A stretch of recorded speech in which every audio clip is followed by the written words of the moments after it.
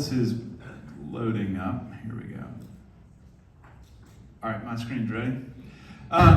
Okay, so if you have seen this talk before, then I apologize, but because a lot of this is going to be familiar.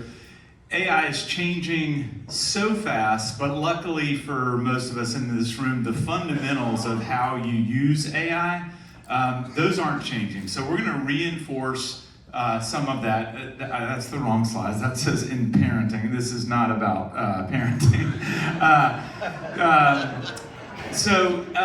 But the fundamentals remain unchanged, and obviously this can apply to apparel or to parenting. So whatever, and so I want this to be the most interactive demo we've had yet, because a lot of this, a lot of people will have seen. And so I am an AI expert only because I'm a nerd and I started using this stuff before a lot of people did. But everybody is on a different spectrum in the AI curve, and that's kind of the hardest part of giving this speech nowadays is some people are really advanced and some people have absolutely no idea what AI is, but we are getting to a point where having no idea what AI is no longer acceptable. Like I warned you in a couple of years ago, and now it's like we are here. It is time. Everybody has to leverage AI in every part of their business. So I'm going to give a little bit of a presentation, and then I'm just going to share my screen, and I'm going to do some real-world problem solving from some. Lindsay sent out a survey, and so we got kind of what are the things y'all would like to solve with AI. We'll solve some of those in real time, and then I'm just going to open it up to do you have questions about how AI can help raise your kids? Do you have whatever that is? And unfortunately, AI can't solve the tariff problem, but it is a good thought partner in that process. So a little bit about the variable, just so you know who I am and where I'm coming from. We are a traditional creative advertising agency. I started the company 14 years ago. And we've had a pretty good run. And for a little company in Winston-Salem, North Carolina, we have some pretty incredible clients. Our latest client that we just won is a brand called Liquid Death. They're probably the most famous brand in the world right now. And everybody always says, how is an agency in Winston-Salem working with the most famous, the hottest brand in the world right now? And it's because we leverage AI in ways that no other company currently is. We can, we reduce their cost to produce content down to something really reasonable. So here's what we're going to do today. I'm going to talk about the importance of AI, why AI, talk about when to use it. I'll show you some tools. There has been from my point of view, there's been a massive proliferation of tools, but a lot of them you just shouldn't pay attention to. So we're going to talk about the tools that you should use. Going to get into the prompting methods, and then we'll go live, and then hopefully we'll have a very robust Q&A. So why AI? This study was done at this point almost a year and a half ago, but I still think it's the best study that shows why AI is important to your company. This was done with Boston Consulting Group. Boston Consulting Group is the best and the brightest in the world. We hire them to come into Fortune 500 companies and completely reimagine their business models. They gave half of their employees access to GPT-4. This is a super dumb model. They gave half of their employees access to GPT-4, half of them didn't have access to it. The half that had access to it, they were 25% faster, and their outputs were 40% better. So if the best and the brightest in the world are seeing this type of return from AI, then we better jump on board. As a comparative data point, steam power saw an 18 to 22% increase, and it fueled the Industrial Revolution. So, all of the warnings that we've been seeing about how this is going to be transformational, it's not just going to be a little bit transformational, it's going to be the most transformational thing in the history of business and the global economy. So this is a big deal, and we all need to get really smart about it really fast. Companies will do a massive software installation to get 3 to 4% improvements. So this is going to be transformative.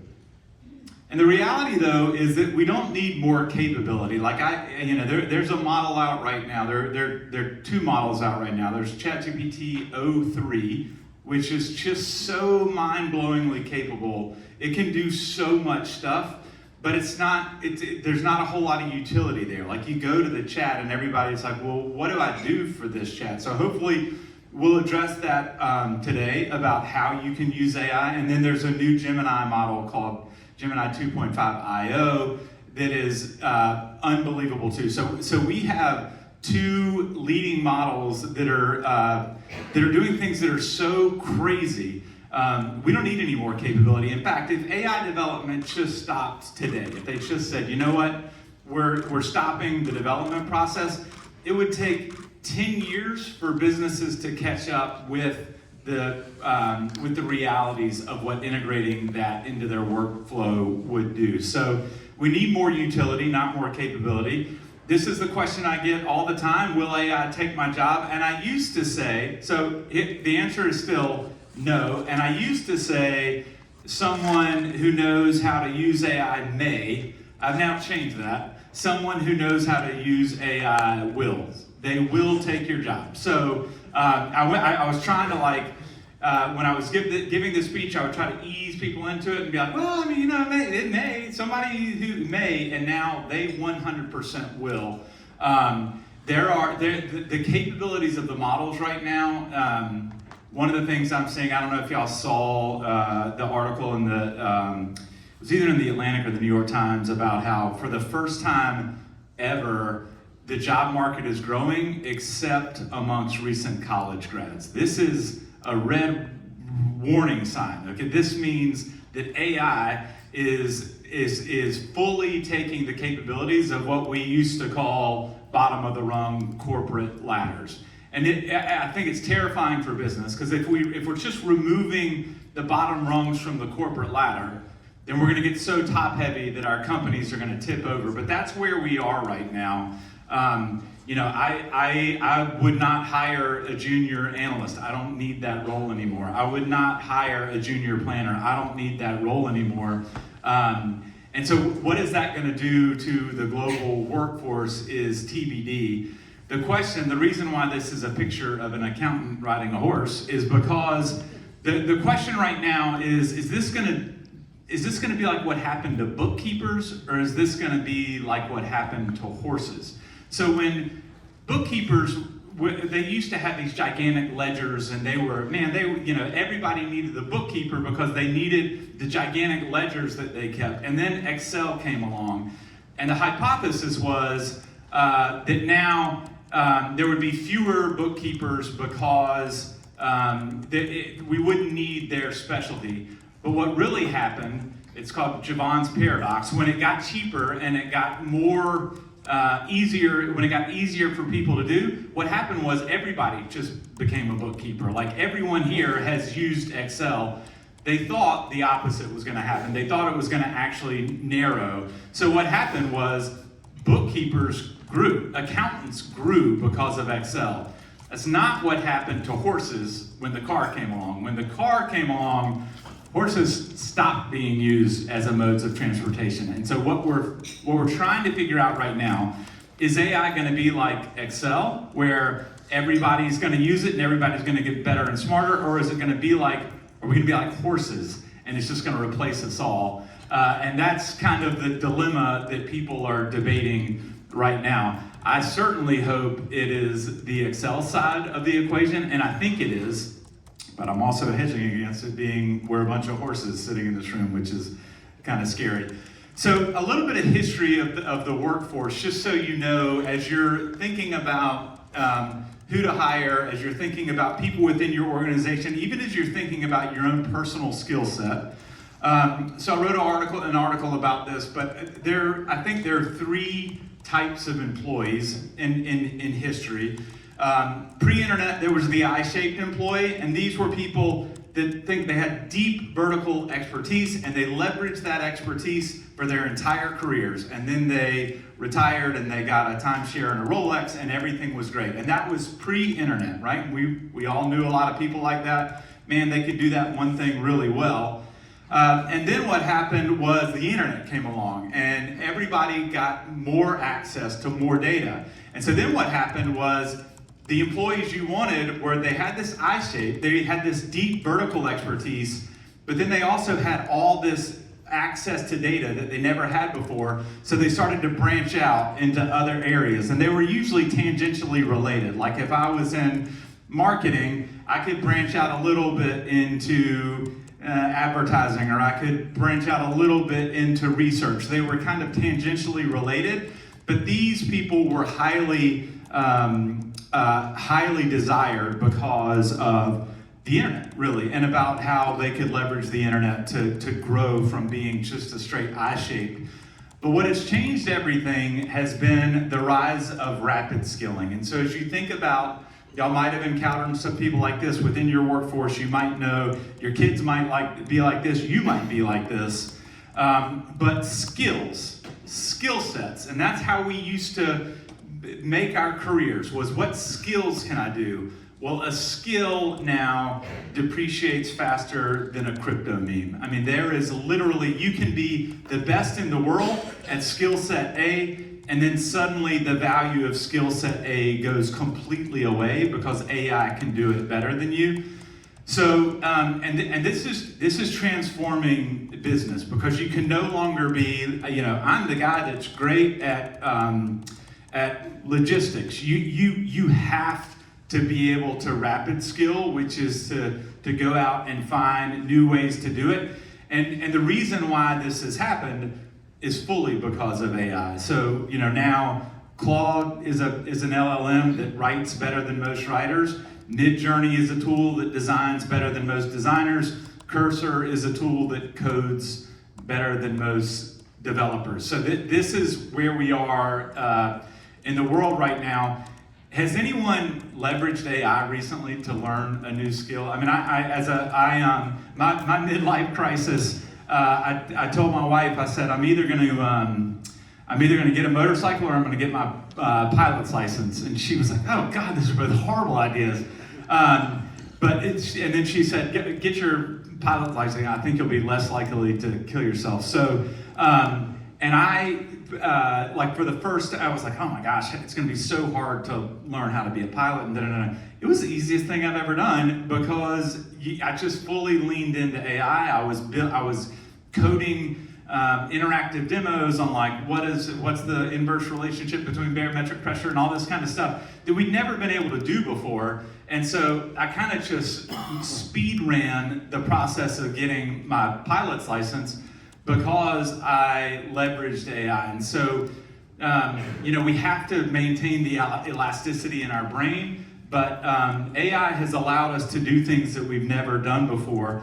And that's led to the rise of the people that are going to be moving your businesses forward, the people that move my business forward. These are the people that I look for.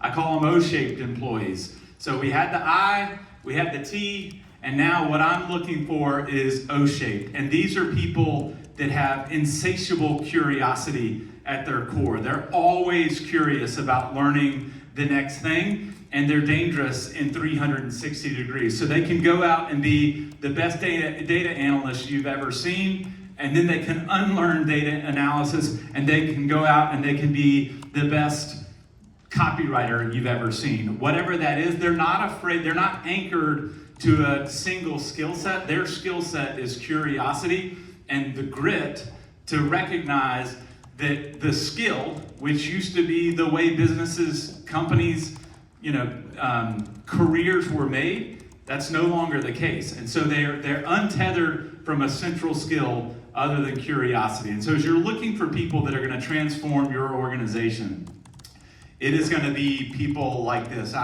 The biggest thing I look for when I'm interviewing now is trying to figure out, are you the most curious human in the room? Because now the most curious human in the room compared with the entire knowledge base of human history in the form of an AI large language model, that's how you transform a business. When it gets to tools, these are the tools that we use at The Variable.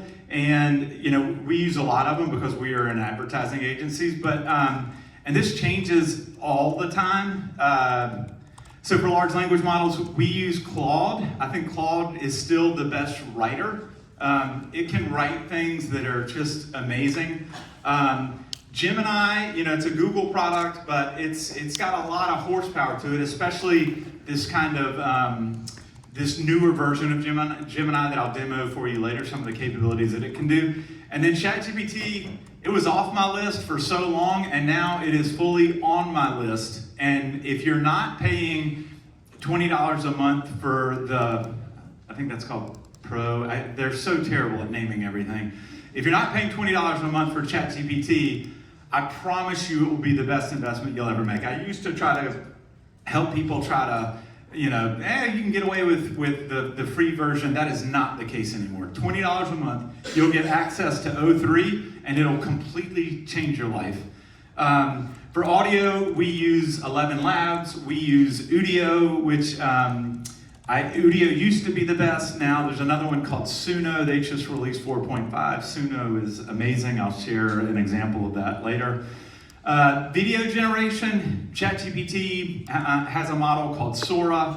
Gemini has a model called VO2. VO2 is crazy. Maybe I'll live demo that a little bit later too, because the stuff that it can generate is crazy. And then we use Runway some, but it's becoming less important. For images, we use Midjourney and we use ChatGPT. ChatGPT used to have a horrible image generator, and then they released a new model now. And has anybody played around with trying to make your pictures look like Muppets or whatever it is? It's incredible. It's incredible what that tool can do. Now, it's still not as artistic as Midjourney, but from a just prompt adherence, doing exactly what you want it to do and making really fun images, ChatGPT is great for that.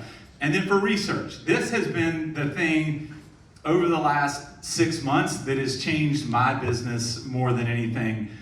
Has anybody here used ChatGPT deep research? Okay, a couple of people. Has anybody used Gemini's deep research?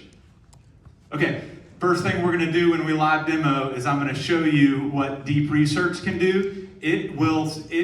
I promise you, just the $20 a month so that you have access to ChatGPT deep research will change your business. It'll make your life easier. It'll make you 100 times smarter. It's like having a PhD level analyst go out and do the research on whatever you want to know, like anything in the world. And so be thinking about, is there some burning question? It can be anything, like who's going to win the NBA game tonight, up to how should my company counter the fact that the de minimis trade exemption has gone away. Whatever that is, put it into deep research. It will go away and it'll think for 5 to 10 to up to 30 minutes, and it will deliver a 25-page research report that is like you would have paid somebody $100,000 for it. It's incredible, and it's $20 a month. So deep research is the most impressive thing. That is the promise of what AI is going to be able to deliver, and we'll demo that in a little bit. So when do I use AI? I use it as an accelerator. So as you think about, and this is like the low-hanging fruit, and most people, this is where they stop. It makes my job faster, it makes my job easier. It's almost like when the copying machine was invented, and everybody was like, oh man, I can do everything so much faster. And that is true. AI can make you do everything faster, and that's why you hear a lot about efficiencies, you hear about corporate restructuring, you hear about, I don't know if y'all been reading about all of these CEOs now that the job market is softening. I think a lot of employers are now coming out and they're signaling in a really loud way that if you're not using AI and you're not using it to be faster and more efficient, then you're getting fired. So there's been this real interesting tone switch from where employees had all the power because they had all the leverage, and now that's shifting a little bit, and what we're seeing is bosses are saying, okay, now use AI or you're going to be fired, but all they really care about is the accelerator piece. They just want to know that you can do your work faster. And that is a component of AI, but in my estimation, that's like the least interesting part of AI. So as you start to kind of move along in your AI journey, you go from it being an accelerator to it being an enhancer. And this is when the work that used to be good now becomes great. And this comes along with, you need to understand how prompting works. You need to understand how to work with the AI models. You can get it to tweak headlines or tune pricing or personalize at scale. And just so you know, also every image in this thing is generated by AI. So if you have questions about how to generate images, we can talk about that too. And then like I use my entire workflow is AI. So like when I had this, I was like, oh, it's really an enhancer. Then I was like, what's a good image for an enhancer? And typically what I would do is I would think about it. I might go ask an art director, like, hey, I've got a slide that I got this idea that AI can enhance things. What kind of image could I come up with? And that would have taken half a day, maybe. But now all I do is I copy and paste this copy, I put it into ChatGPT, and I say, hey, I want to talk about AI being an enhancer. What's an image that I could put next to that? It gives me 10 amazing images that I would have never thought of. I'm also a music nerd, so I was like, oh man, I love the idea of a tube amplifier. It enhances the tone, da da da da da. So then I generate a tube visual. And so like, that's a circular AI process, and that's what everybody needs to be doing. Like, break your old workflows. Don't sit there and think about the perfect image for this slide for 2 hours, because that is now a full waste of 2 hours. And it used to be, there was value in that. Like, oh man, Joe is so good at coming up with images that go on his slides. There is no value in that anymore. So as we talk about the rapid skillers, if your skill was that you could create amazing keynote addresses because you could create awesome images, that skill is fully dead. AI has taken that over if you know how to do it. So then the next kind of version of this, once you've accelerated and you've enhanced, is really then exploring. And this is where AI starts to really light your brain on fire. Once you get comfortable enough and you've got it so that it's making you more efficient. You've got it so that it's making you a little bit better. And now you can step in these other lands where it's going to help you explore your thinking in a way where you never would have been able to. Or if you did, it would have been only at something like a conference like this, where you're surrounded by a bunch of your peers, you're spitballing ideas, and you walk away from this conference and you feel like this, man, I feel like I have a different take on my business. If you're using AI properly, you can have that feeling every single day sitting at your desk, and it's just a great way to work. So then, how do I use AI? So I start with the assumption that AI can solve my problem, and I let it prove you wrong. So, one of the things that I think is interesting, and I'm not picking on this group. I hear this all the time. But the survey results that I got, that we saw, what the things that people wanted to fix, and I get this every day in my office. Like, hey, can AI help me, find the top 4 trends facing, that are staring down the auto industry or whatever that is? And I'm like, well, yeah, did you ask AI?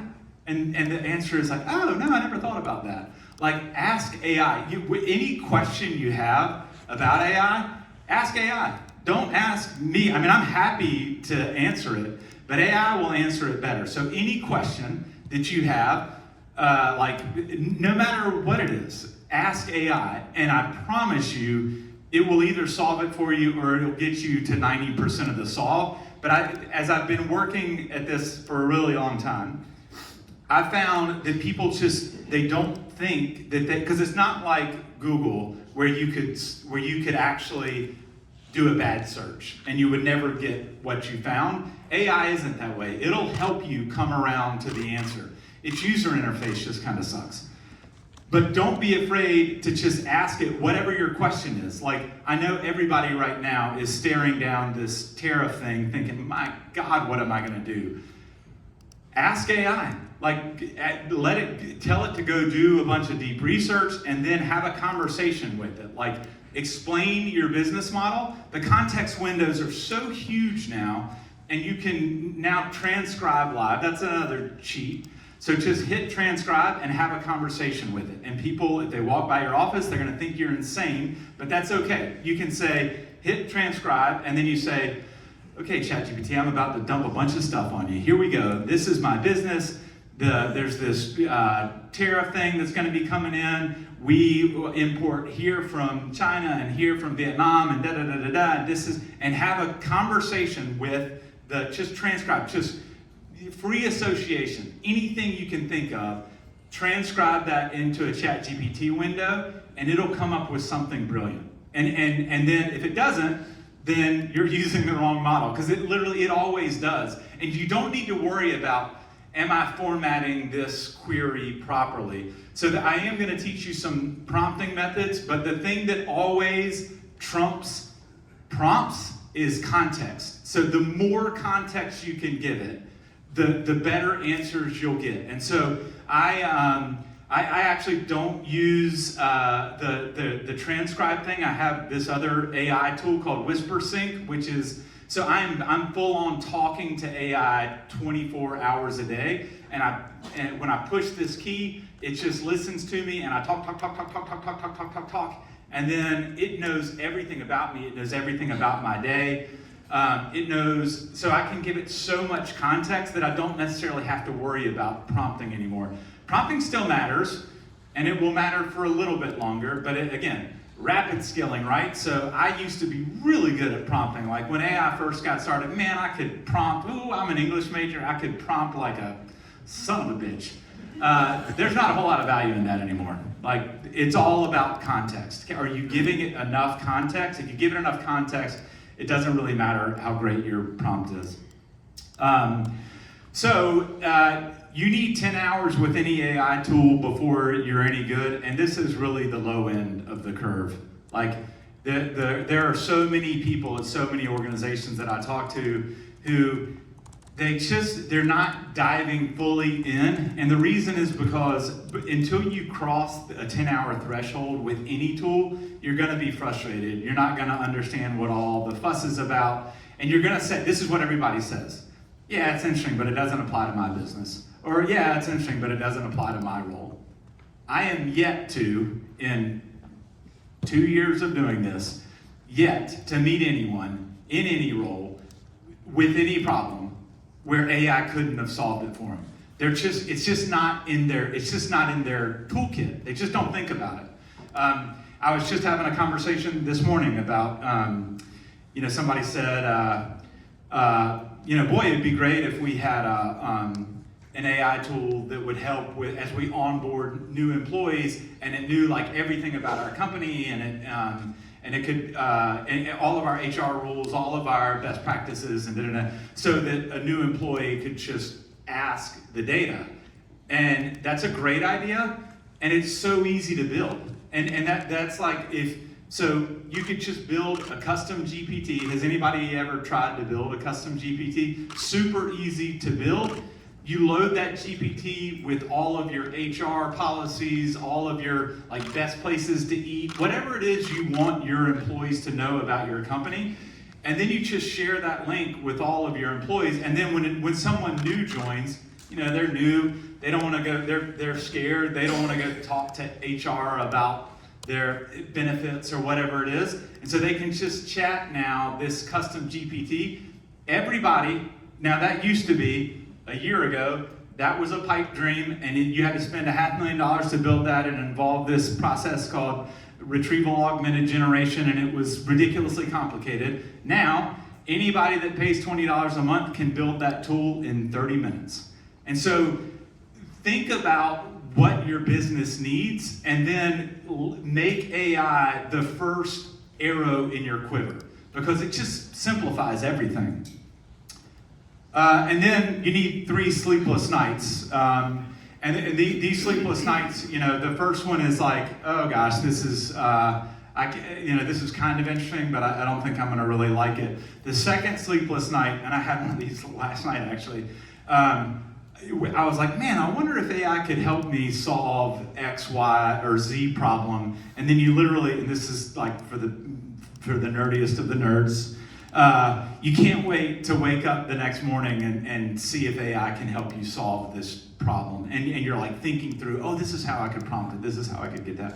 And then the third sleepless night is when you're doomed for you're scared for all of humanity. And that's okay. That's okay. That's totally normal. So this is how I use it. I think about using it as an intern. So this is just delegating the busy work, research, transcribe, crunch numbers, format slides. Your tireless little cute doggy rookie loves the grind.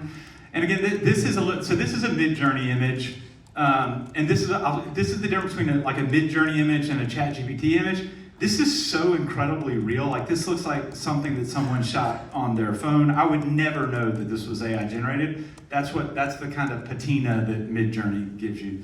But it's like having an intern, and it's like having a PhD level intern. And then it's like having a mentor. So then flip the tables on it. So if you have an idea, if you have a plan for how you think your company is going to counter this incoming wave of tariffs, put your plan into AI and say, beat me up on this. And it will. It will fully poke holes in it. It'll do all of it. It's like having the smartest business partner you've ever had in your whole life critique your ideas. But if you don't like it, you don't have to hate a human. You can just hate a machine. But really make it poke holes in your ideas. It's really good at this. Or you can get it to rewrite it. But it is like having the best feedback loop you've ever had in your whole life. And then the last direction is just a research lab. And again, this gets back to a little bit of that explorer mentality. But this is where you start to break through, so as it relates to, and I don't mean to dwell on the tariff thing, because I know y'all are tired of hearing about it, but also everybody's going to be focused in solving tariffs the exact same way. Maybe AI can help you think of a completely different out-of-the-box way that you've never thought of before. And that's when you start thinking about it as a research lab. Everybody's going to be thinking about, do I pass the FOB costs along? Do I do all of this? Tell it, like, stop. Enough of that traditional stuff. Give me 10 completely out-of-the-box ideas that no one would have thought of that could completely transform my business. I don't want to even hear anything that sounds remotely close to something that I heard at the AAPN conference a week ago. Start prompting like that, and you'll start to get wild ideas. And wild ideas usually lead humans to create really smart ideas. We need somebody to push us into crazy places so that we as humans can pull it back into the places that actually drive business forward. So which AI tools should you use? And this used to be a pretty complicated part of the presentation, but that all changed with the launch of ChatGPT 03. $20 a month gives you access to this model, and it will completely change everything you ever thought about a large language model. It gives me, it can do anything and everything amazingly well. And that's the tool. For the first time ever since I've been giving this talk, this is the one tool to end all tools. It does everything. It can create images. It can create. It's super smart at analytical stuff. It's really creative. It can do everything, but you do need to pay $20 a month to have access to it. Okay, understanding prompting. And again, this is becoming less and less important, and I'll show you something at the very end about why within a year it won't matter at all. Has anybody heard of the concept of vibe coding? So vibe coding, if you could get someone in your office to figure out vibe coding, it will change a lot of your business for you. It's a great AI skill set that I'll share with you in the end. But understanding prompting, it still matters right now. Junk in, junk out. That is still very true. And so to prompt, you still have to break down any job into a series of small tasks. So don't ask AI to write the entire plot of Star Wars, because it would come up with a horrible movie and you would say, oh, AI is overrated, this is terrible. Instead, break Star Wars down into a series of smaller tasks. So as an example, ask for it to generate 10 ways that it can imagine a movie scene where the Death Star is blown up by rebel forces. And if you go from like, what would Star Wars be, to create this one scene for me, then it actually crushes it. So it came up with 10 ideas, all of which were super interesting. Spy sabotage, EMP strike, hijack destroyer, command override, a mutiny. So I kind of liked the reprogrammed droids. These are droids that were reprogrammed to sabotage the reactor. So then I asked it to create the screenplay and create the storyboard for that scene. So it created the Death Star, and it says TIE fighters are flying around it, and then we see the droids trying to blend in, and one of the droids goes and he hides, and then one of the droids plugs into the terminal while others are around there, and then he starts breaking a bunch of stuff, and then the Death Star explodes.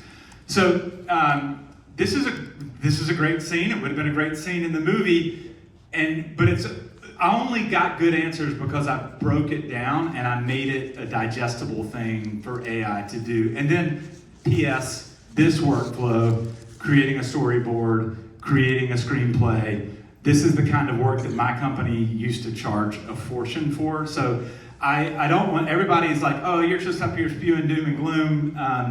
My job is going first. So I am one of the reasons why I'm try to be so far out ahead of all of this is because the job that I do, which is art direction and copywriting, is just being gobbled by AI as fast as the models come out. So how to engineer a prompt?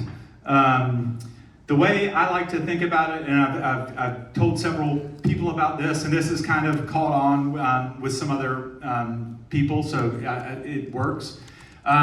RTEF, remember that. Role, task, example, format. So large language models have access to all the information in the history of humanity that has been put on the internet, and that's a lot of information. So our role as prompters is to narrow it down as much as humanly possible. And so the first thing you gotta do is you gotta say, give it a role. So you are a sourcing expert. Whatever it is, give it the context of how you want that large language model to show up for you. Give it a task. I need you to go look for 10 ways that I can import cotton cheaper.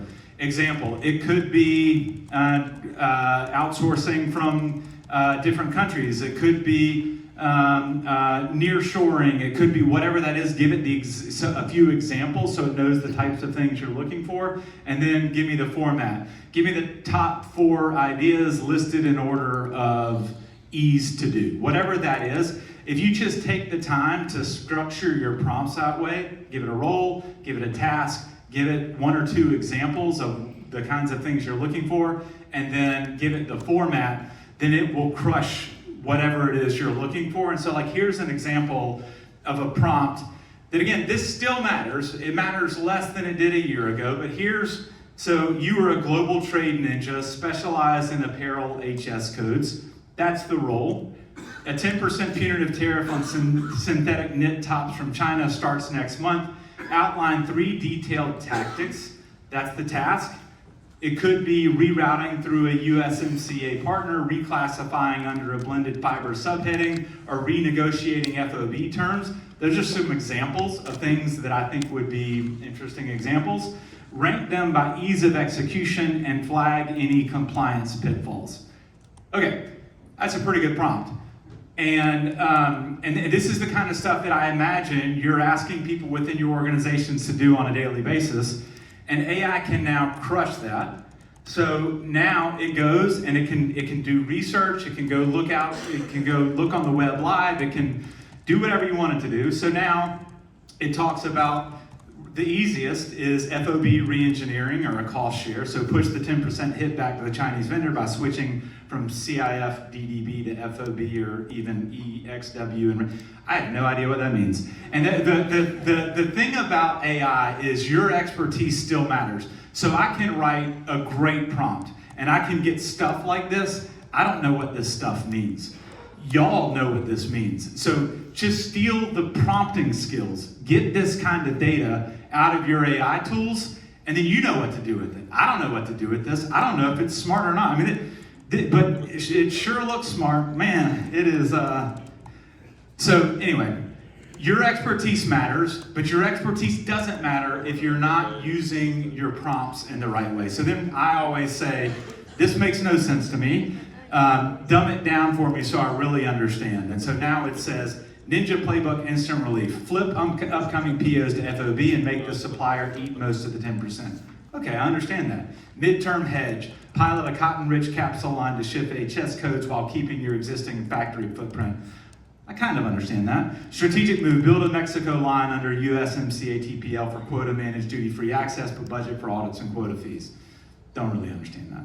But y'all do. That's the important thing. And so you know, I, as a total outsider, am able to prompt these large language models in a way where I can generate things that it would have taken someone in your industry probably a long time to get up to speed with. But that's just because that's the value of the prompt. One thing people always, one of the knocks on AI was everybody said, yeah, it's interesting, but it's not very creative. And I am a creative. My job title is creative director. I'm like, that's how I make my living, is by trying to be more creative than the person in the cube next to me. So I am very much incentivized to believe that this is true.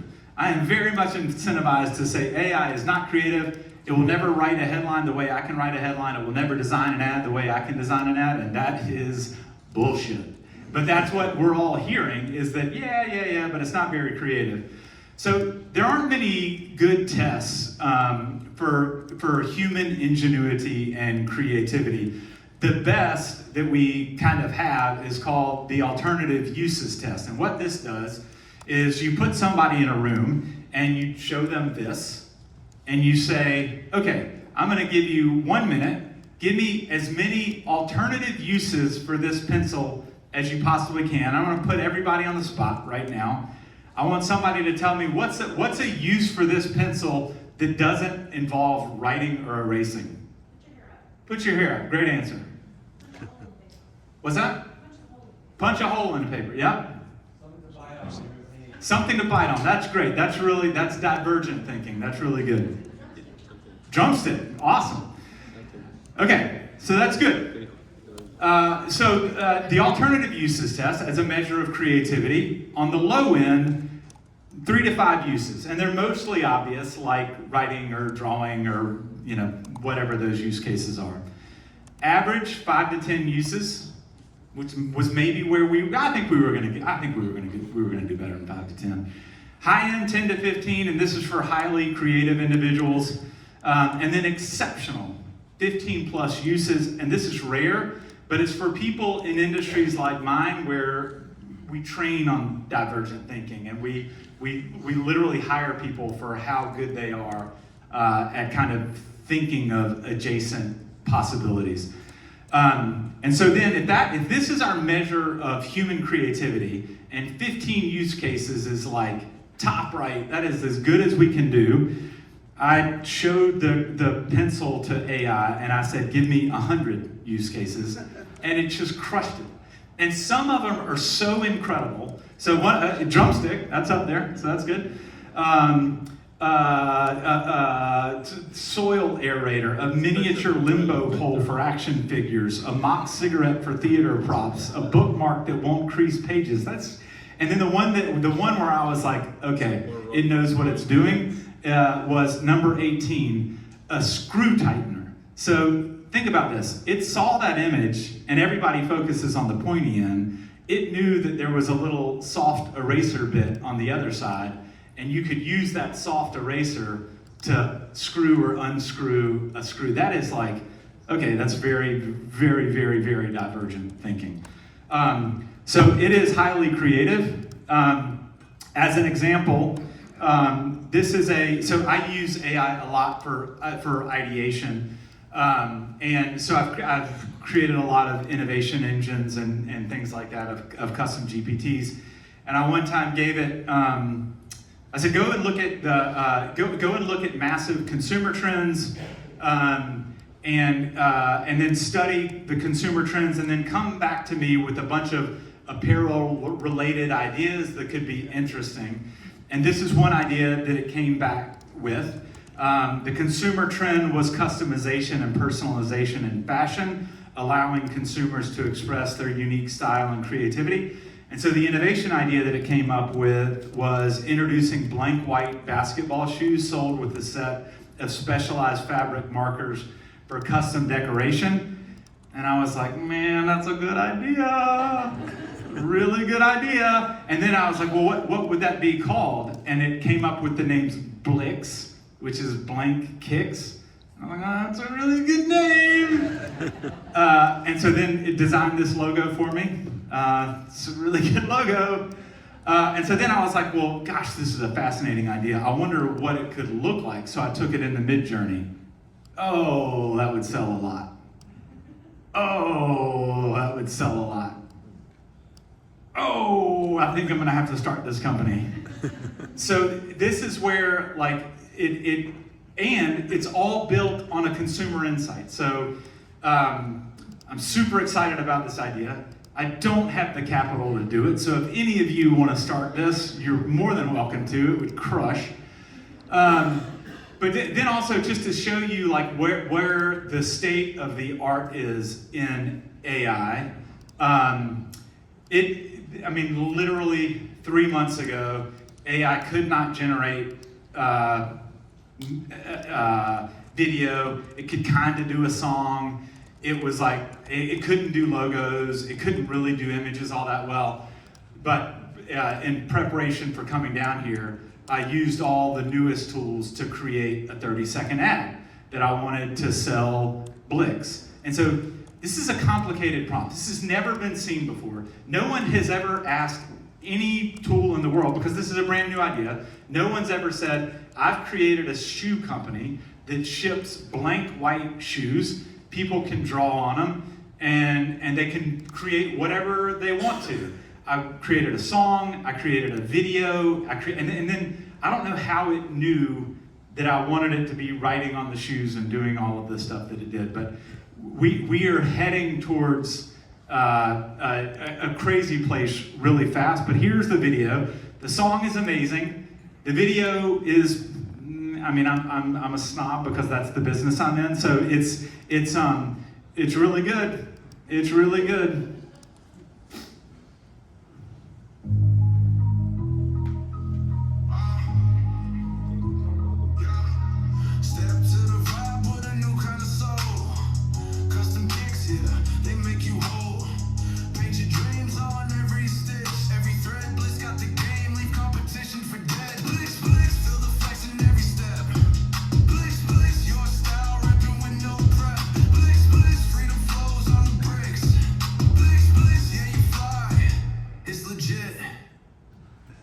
Okay.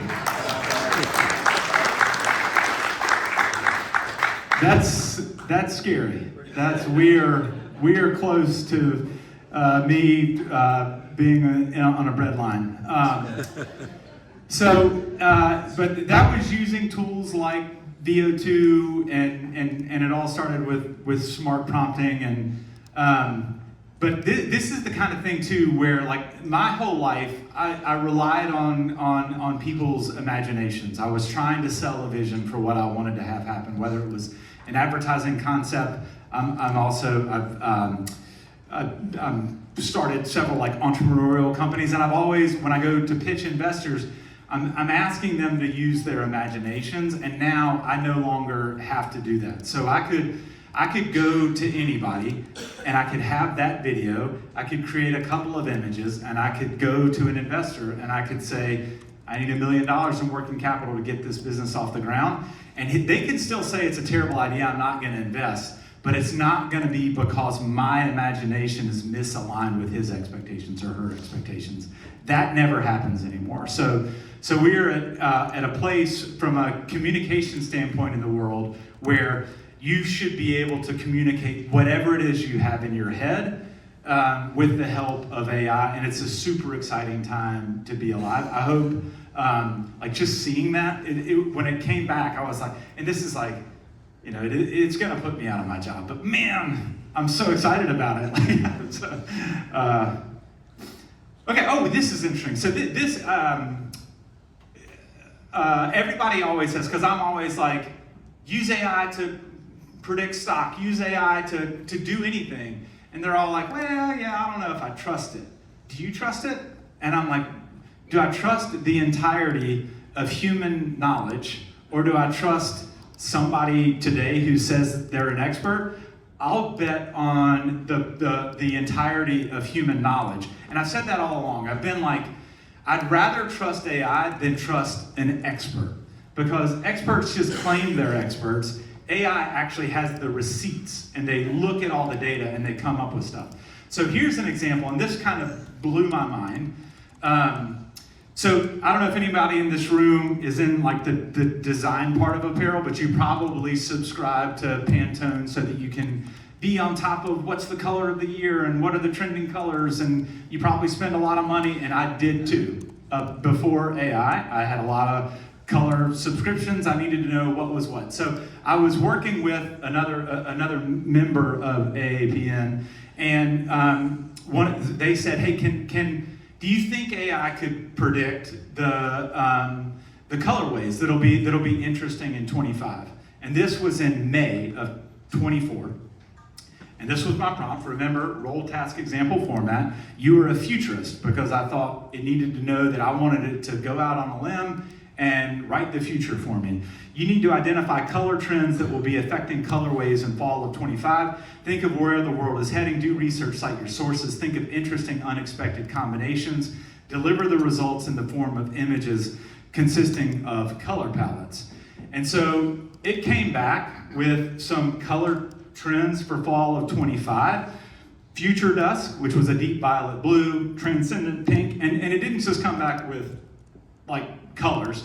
It came back with great names, because that's what it does. But these are all great: sunset coral, ray flower, aquatic all.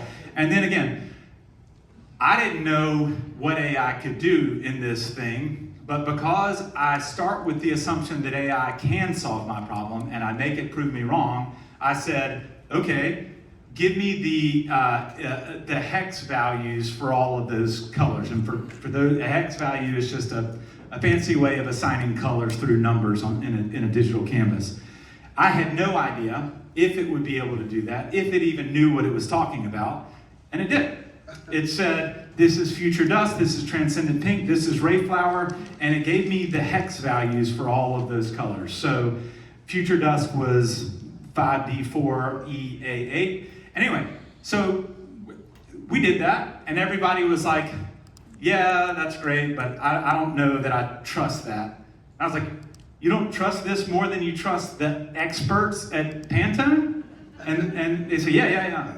Well, this has all the access to all the data, all the trends, everything that's going on in the history of humanity. You don't want to trust this? Nah, I like my Pantone subscription. Okay. So that was the end of that meeting. I'm sitting at my desk 7 months later, that top color, future dusk, 7 months later, I see this article. 2025 is coming. It's cloaked in future dusk. What? That's unbelievable. Future dusk is a dark, moody, and intriguing hue sitting between blue and purple. We knew 7 months before this.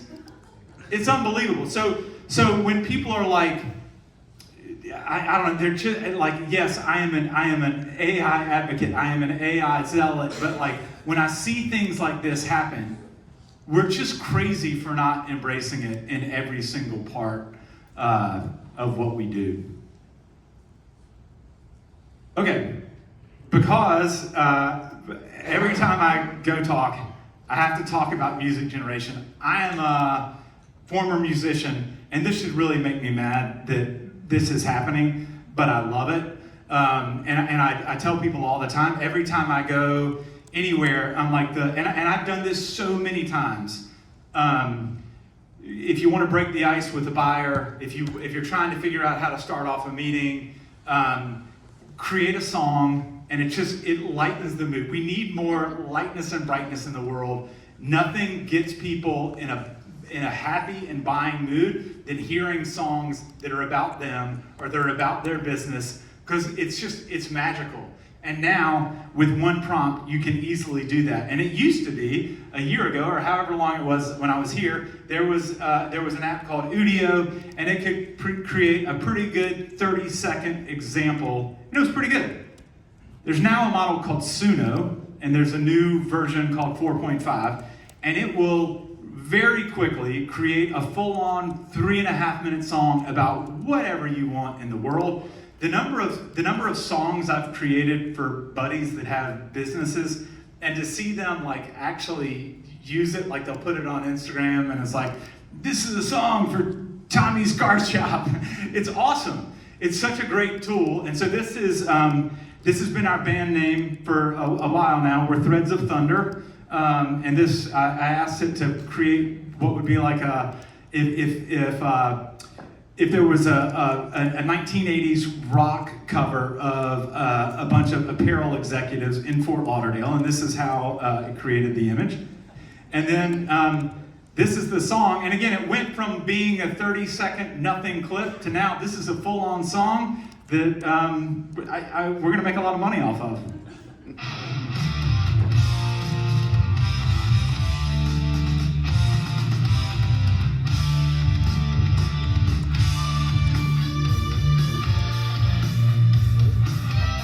I mean, the guitar, it's just incredible.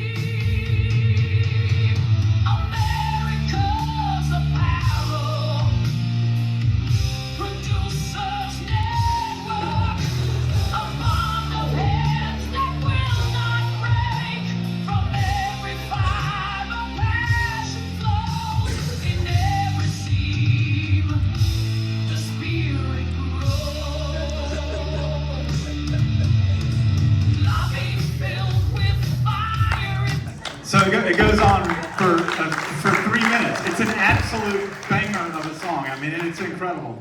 And the thing that's always amazed me is right up there with Orange, I would think, is rhyming Americas Apparel Producers Network and Orange. Those are the two most unrhymable things in the world, and it pulls it off. So anyway, great icebreaker, great way if you're having a meeting to really or if I'll do this a lot of, when I should have included this song.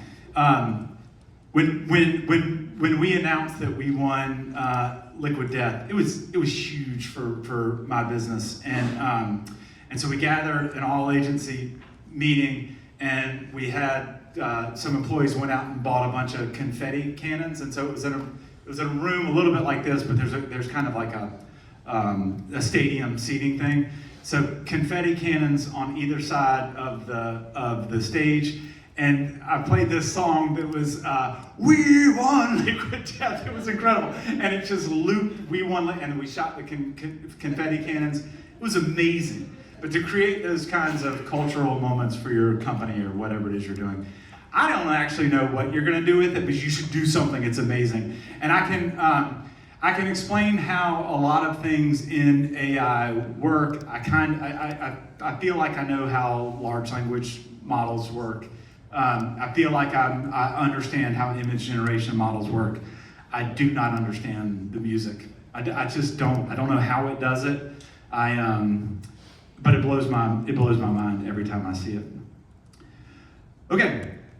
So that is the presentation part, and now I think I'm just gonna get out of the presentation and I'm gonna share my screen. And so, and there are, okay, so this is from the survey. These were the top 3 things that were kind of identified. Data gathering and cleaning so that you could have a single source of truth for your data, predictive forecasting and costing, and then content creation. So we will definitely explore those 3 things we have a dummy data set that we'll use for 1 and 2. We'll use it for 3 also. We'll ask it to generate content that is related to what we upload. But if you have any questions outside of that, it can be anything, like anything that you're curious about what AI could do. I'll boot up any tool. I have subscriptions to them all. That's the one thing is my AI subscription bill is embarrassing. So let me know anything we need to solve, anything we need to do. Happy to do it. And let's see. Can I ask a question? Yes. There's been articles recently about AI being deceptive or lying.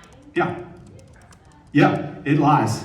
It's so there is. It's called hallucination, and unfortunately, all an AI wants to do is make you, the user, happy. And so a lot of times it will just absolutely lie. And so you have to be expert enough to check everything whatever it tells you to do. But so we thought that the hallucination rate was getting a lot smaller, and it would get a lot smaller as the AI models got bigger. But O3 is an incredible model, and it will stretch your brain to places it's never been, but it hallucinates more than any of the models. So trust but verify is what I always tell people. And then there are some models where the hallucination rate is almost down to 0, and where you can, like deep research it invokes a different kind of agentic process within the large language model, and that doesn't hallucinate almost at all. And it cites its sources. So the other thing is, you might have seen in like that color prompt that I gave, I always tell it to do research and cite sources if I care about validating and checking. A lot of times, I just want to have a conversation with it, and like if I had a conversation with you might lie to me, and that's okay. That's part of conversations with humans. So it's sometimes I just want to have an engaging conversation. You know what the number 1 use of ChatGPT is right now? The number 1 use is a therapist. So we ruined our kids through COVID, and they are all using ChatGPT as their primary therapist, which is all they want to do is have a conversation with a compassionate thing. Was there another question? Yeah. Yeah. So like the song that was created.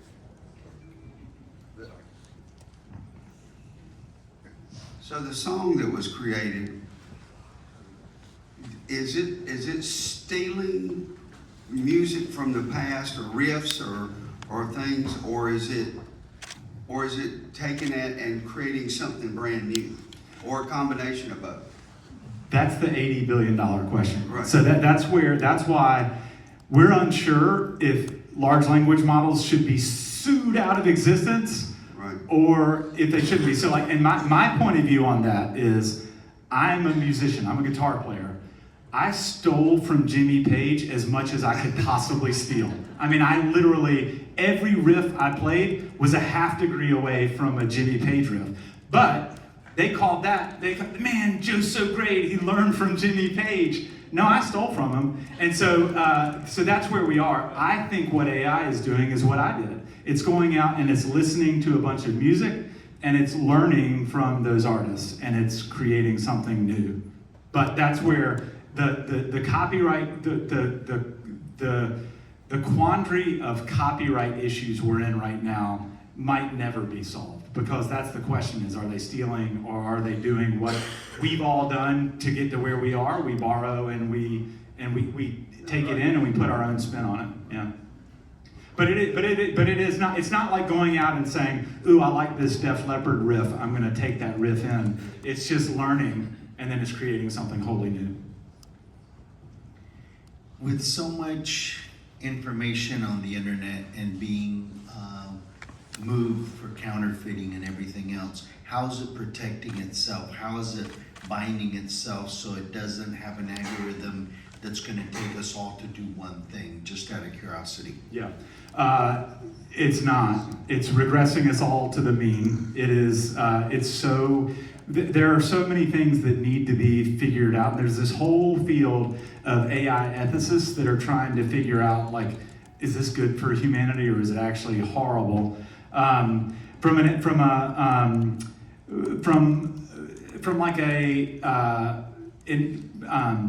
a fake standpoint, there are some things that are being done. Like Gemini is doing a really good job of trying to make sure that it's embedding stuff within an image or within text, so that everyone will know that it was AI generated. But there is nothing else. So the people that create the weights for these large language models are controlling the future of humanity. So when you think about Google, the way we used to learn, Google gave us options. It said, you ask a question, you got a bunch of options. And you, based on kind of your personal preference, you clicked on the option that you wanted to read about. That is not the way large language models work. Large language models give you the answer. And whoever is in the back providing those weights and tweaking the models is fully charting the course for humanity, because that is what we are all going to accept as the truth. There is going to be a single source of truth.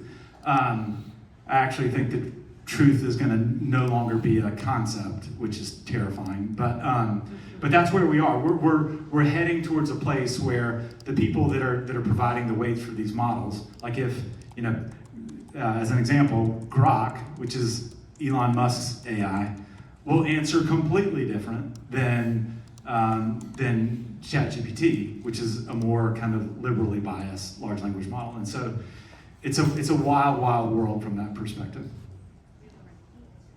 Yeah.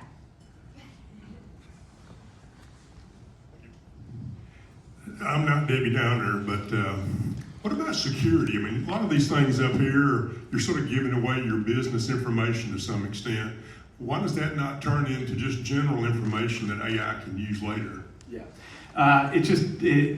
there's no way I can answer this other than it just doesn't. So it's there was a lot. So the worst thing that ever happened in the development of large language models is when they were first coming out, Samsung claimed that one of their employees uploaded some specs for some Samsung related product, and then it was instantly available to everyone that had access to ChatGPT. That was completely fake, but everybody was like, oh, you can't trust these models. All it's doing is, so whatever data you upload, like if I upload, I was just doing some work with Hanes. They're in my backyard and related to y'all. But so if I uploaded all of the sales data for Hanes, now the thing that I do a lot of times is I blind the data. So I just I take out the stuff that would let people know it was Hanes. I take that out of the data set. But for me and for my company, I upload everything and anything, because worst case scenario, that data will enter the rest of the entirety of data in the history of data that's ever been created, and it will be used to train the next generation model. But it's not like I would ever be able to, it's not like Google. I would never be able to go into ChatGPT and say, ooh, tell me all of Haynes's data. And it would say, ooh, luckily someone uploaded it the other day. That would never happen. And so the risks of data security have been massively overblown. And so the first thing that I try to convince companies that I work with is the upside of what AI is going to bring to your organization massively outweighs any type of security downside, because after the Samsung lie, there has not been not one example of data that's been uploaded to a large language model that has somehow been seen from another query.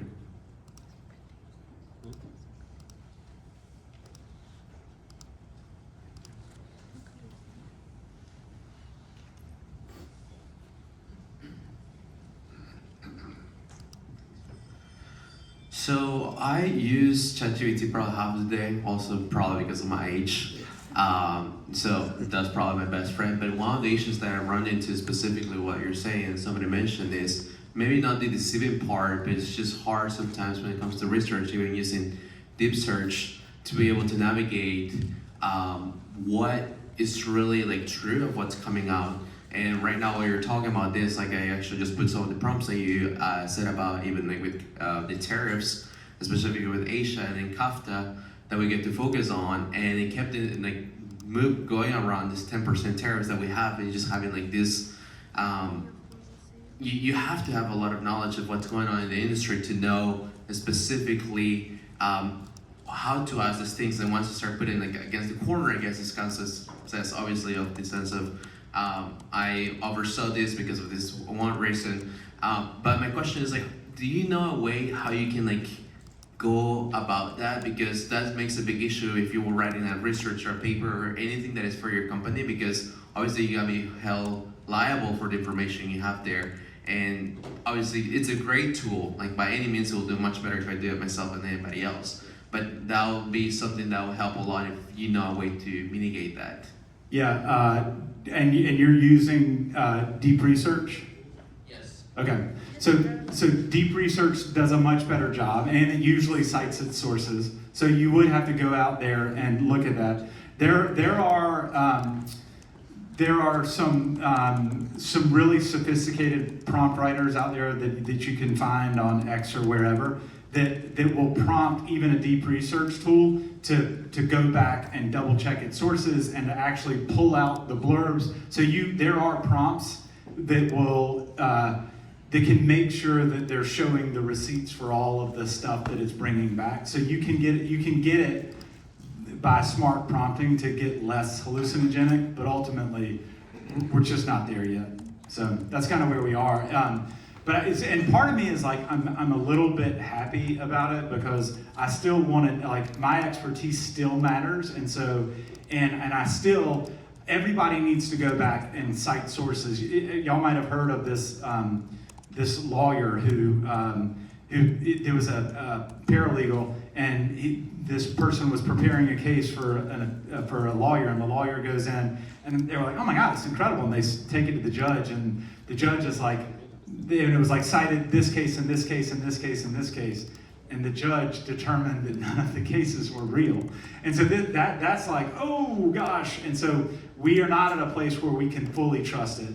What we can trust it to do is get us someplace a lot faster. And so, like, as you're using it for your research, I bet 80% of that research is 100% right. But if 20% of the research, and if it's the linchpin of your research, if it's fabricated, if it's hallucinated, then you're going to look like an idiot. So we have to continue to trust but verify. Use it for what it's great at, which is to stretch your thinking, to research places where you never would have previously, but then make sure you're doing a little bit of the tedious work of making sure that it's right.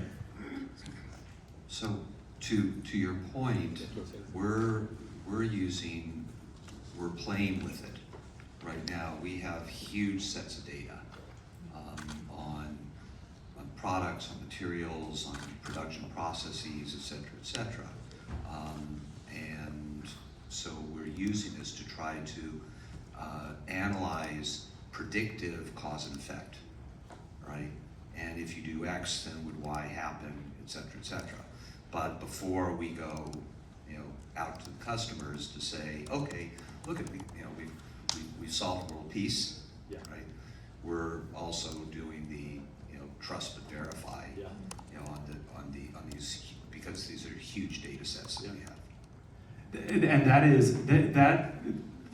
that's the issue that most companies that are really diving into this are experiencing right now. We're used to software solutions being binary, like you get the right answer or it says I cannot give you that answer.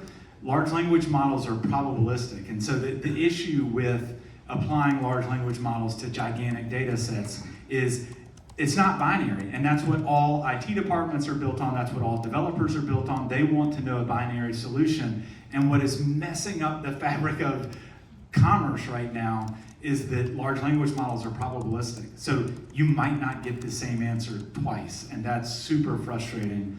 And that's what we're gonna have to figure out. I will say, it's getting better so much faster. So like this, the new Gemini 2.5 IO its context window is absolutely huge. So you can give it all of this data.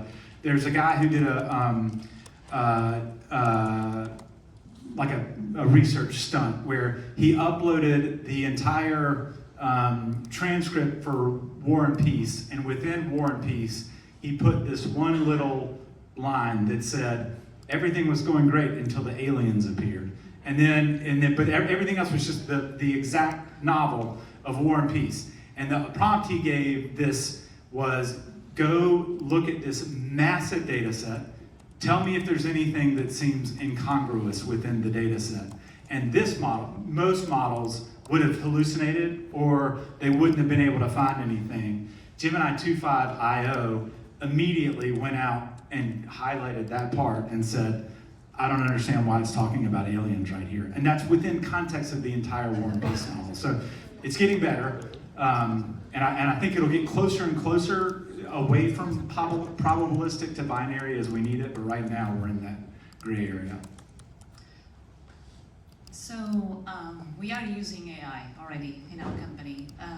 And we are trying to further it even to, for example, to help our sales team prepare for calls, where it can do everything you may imagine, like go out, research outside for the latest on that company that they're going to meet, combine information that we have internally, help with the pre-call planning, and help with call reporting writing as well, and next steps. So that's all great from a company perspective, efficiency, effectiveness. Now, also we use it for content generation, when you think about marketing, social media and so on. My question to you, if you can elaborate a bit, what do you think about it? How will social interactions evolve? Because today what you see is, oh, this is ChatGPT for sure, right? Oh, that content, this person normally wouldn't write this way, or share their thoughts or their email. You can see it was ChatGPT, whatever, or Copilot. So how do you see talent being managed moving forward? Talent acquisition, even performance reviews. With all this, where do we stand in the future? This is one of the things that makes me kind of saddest about AI, because there's going to be a lot of my emails are written by AI, and sometimes I send an AI generated email, and I'm pretty sure the response I get back is an AI generated email. So I'm like, I just completed a fully AI communications loop where there was no human reading anything. I sent an email to an AI monitored inbox, and then I got an AI response, and it's like, oh, that makes me really sad. I think that this is going to be solved, has to be solved first in the school system. So what's going on in education is it's wrecking education right now. We're further up from that, so it's going to filter up to us, and we are going to start to feel like that, like what is real? I'm interviewing somebody, how do I know you came up with this content? But that has to be solved at the education level right now. So I spend a lot of time helping schools, and then I do a lot of reading on what is going on in education, because that's where this is being taken such full advantage of. Like there was a New York Times article out 2 days ago, and it just said students are fully cheating their way through college, and all these college kids are quoted as like it's not even. And these are kids that are at Harvard and Yale, and they call it.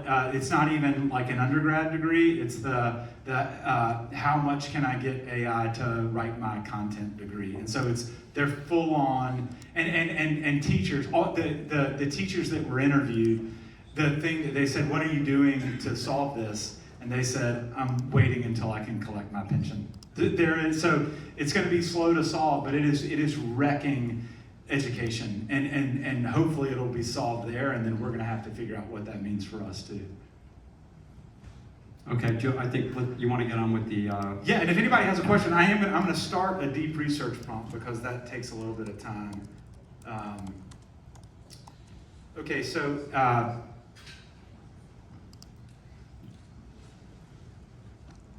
There's going to be a lot of dead air during this, so if anybody has questions while I'm doing this, feel free. Okay, so I'm going to start. I'm going to do this. All right, hold on. Let me try this prompt real fast. Hey, I am talking to a group at the American Apparel Producers Network. Do research on what the American Apparel Producers Network is. I then want you to think of the 10 most pressing news items that might be facing members of the network, and I want you to create a well-researched and exhaustive email newsletter that encapsulates the 10 most pressing concerns of AAPN members.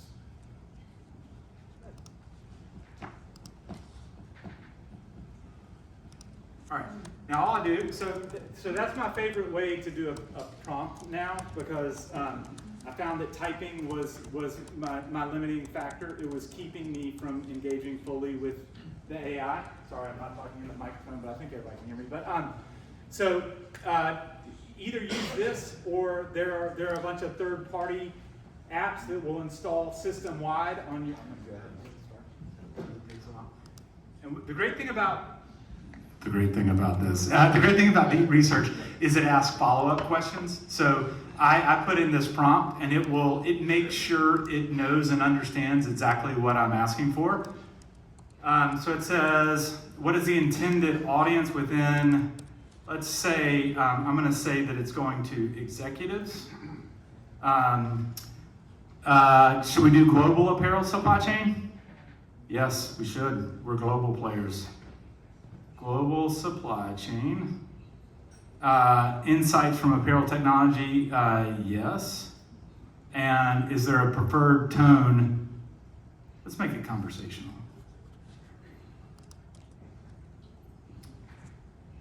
Okay, so now it's going to go out there and it's going to do a ton of research. And this will take anywhere from 5 to 10 to 15 minutes. But this is what it brings back will blow your mind. I mean, it is absolutely incredible. So as this is running, I'm going to open up another tab.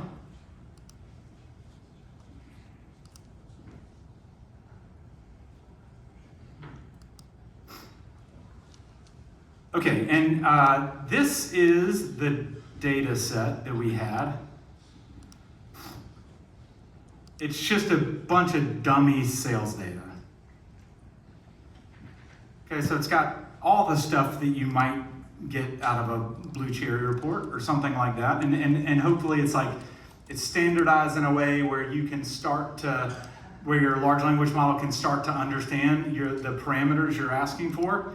And this will be, I imagine, the least impressive demo you've ever seen in your whole life, because I don't know anything about numbers. I literally can't add. And I'm an English major, but I can get really smart stuff out of data documents because I'm not afraid to leverage AI. So all I will do, and again, models matter a little bit at this point. So 03, and this is the super high-end level. This is the $200 a month subscription. So I'm not exactly sure what your ChatGPT will look like. I know that the $20 gives you 03 4.0. I think it gives you 4.5.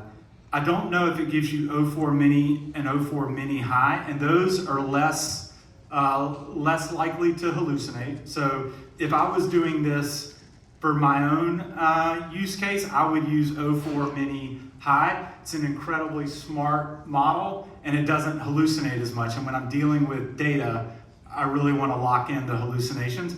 But so that everybody can see what we're doing, I'm just going to stick to 0.3 because it is an amazing reasoning model. It just likes to lie a little bit. So all I will do, if I had a mouse, this would be easier. I'm just going to drag that in, and then I'm going to ask the most insightful prompt of all time. What is this data? Because that's how much I know about data. But the thing about this is it's so much smarter than I am that this is one of those instances where I can't out-prompt this. And so it's showing its work, it's telling me what it's doing, it's going and it's looking at all the data. And so if I overcomplicated this prompt, I don't know anything about numbers. So I could try to be really smart, but I'm just not. And so I'd rather just be an idiot and say, what is this data? And it's going to go out and it's going to look at all of this, do a deep analysis of what we're looking at. And so it comes back and it says big picture snapshot. It does all of these things. And so again, like large language models used to not be able to count. So like it couldn't have given me that there were 1,248 rows and 21 columns. It gives me the pricing period. And I have not even looked at this data, so I'm fully relying on this large language model to crush this for us. So it gives me what each column represents. Pretty good breakdown, quick observations.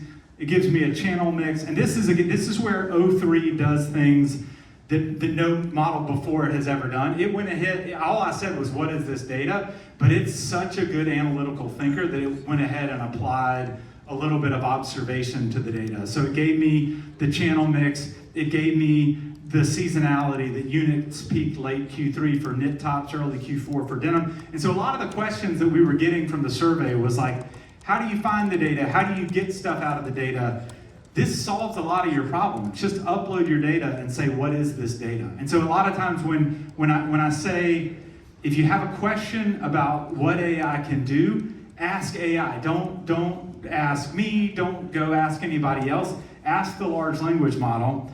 And so then it even tells me like next steps you might consider. A performance dashboard, inventory analysis, supplier scorecards.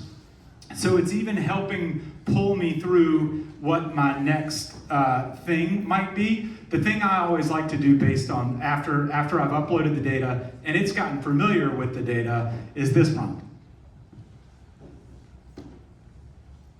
Tell me the most interesting ways I can analyze this data. So I don't even know what types of data analysis there are. Again, English major, terrible at math. And so rather than try to come up with like, can you give a regression analysis or a Ceramax projection or whatever, I just ask it. So look at the data, and it's interesting to see now it shows you how it's thinking, so it's interesting to see this. There's so many interesting analysis we could do. And then it says below is a menu of ideas. It could do channel and region contribution heat map. It could do a promo lift and price elasticity sandbox that would run this elasticity model. It could do a marketing ROI tornado chart, product lifestyle, that supplier cost variance.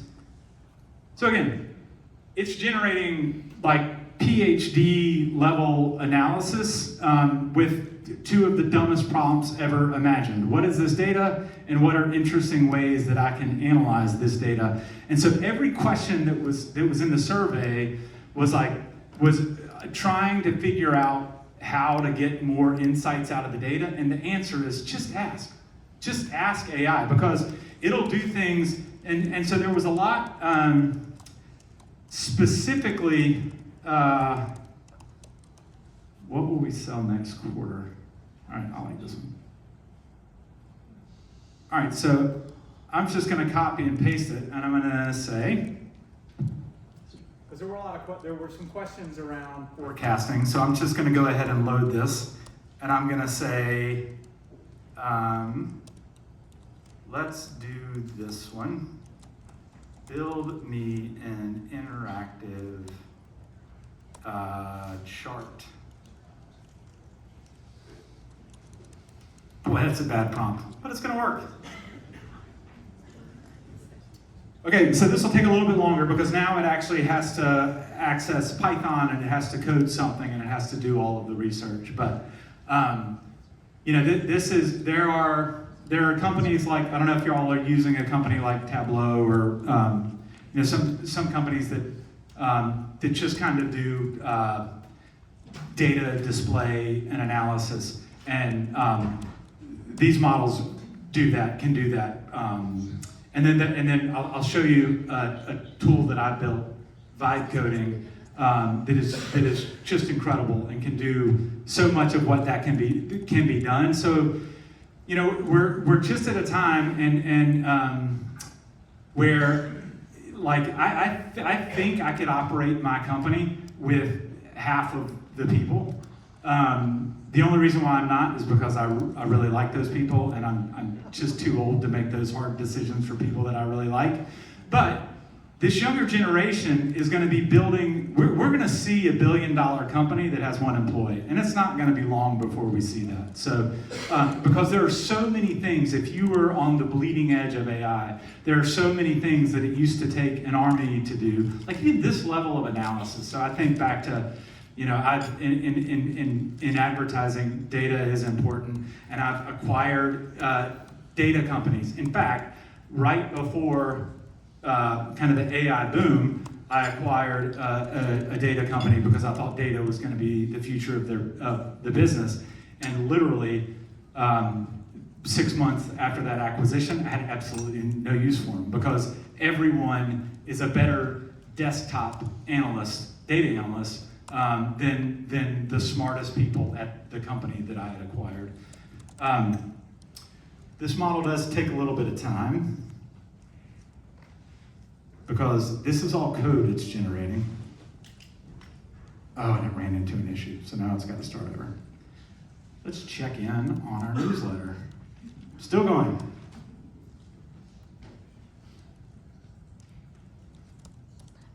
All right, so I'm going to show you, while all these are running, I'm going to show you something else that's amazing. This is, if you have a desire to get access to the latest and greatest that Google is doing, sign up for a Vertex account. You'll get access to this Google AI Studio where they drop all their latest and greatest before anybody has access to it. And this is, I cannot wait to see what they're going to do with this technology because this technology, I use it all the time, and I can't wait until it becomes more user-friendly. But you can let it, like, so I'm going to share my screen with Gemini, with a large language model, and I'm going to share my Spotify account. Boy, I'm sharing a lot with y'all, sharing this screen. Like, I hope a really bad email doesn't pop up while I'm doing all this. But so I'm gonna just do this. Hey Gemini, what are we looking at here? The screen record. What's that? I see a Spotify playlist called Discover Weekly with a list of songs. Is there something specific you'd like me to look at? Yeah, based on what you're reading, what kind of music do you think I like? Based on the variety of artists and genres in your Discover Weekly playlist, it seems you enjoy a mix of rock, alternative, and maybe even some classic rock or blues influences. Would you say that's accurate? I think that's incredibly accurate. Here's another playlist that I made for a golf trip I went on a while ago. Does this help you hone in on the kind of music that I like? Okay, I see the playlist DYFO 23 inches now. I noticed a mix of genres there too, including some indie, alternative rock, and even some pop and classic rock. Do you want me to try to further refine my guess based on this playlist as well? Yeah, so based on what you're reading, who do you think my top 3 favorite bands are? Based on the playlist DYFO 23, I'd guess that Radiohead, Red Hot Chili Peppers, and The Format might be among your top 3 favorite bands. Am I close? You're pretty doggone close. All right, based on that, tell me 5 other bands that I should consider listening to. If those are my favorite, tell me 5 more kind of related bands that I should get into. If you like Radiohead, Red Hot Chili Peppers, and The Format, you might also enjoy listening to Muse, Arcade Fire, Death Cab for Cutie, Coldplay, and Interpol. Would you like some more recommendations? No, that's all amazing. Okay, so Great. now, look at this, Gemini. So here are, what are you seeing on my screen now? All right, I see you switched back to the Discover Weekly playlist. Is there a specific song or artist on this playlist you'd like me to focus on? That's pretty amazing. And so this is the future of AI. It's combining modalities. So it can see everything that I can see. It can interact in real time. I can even do things like,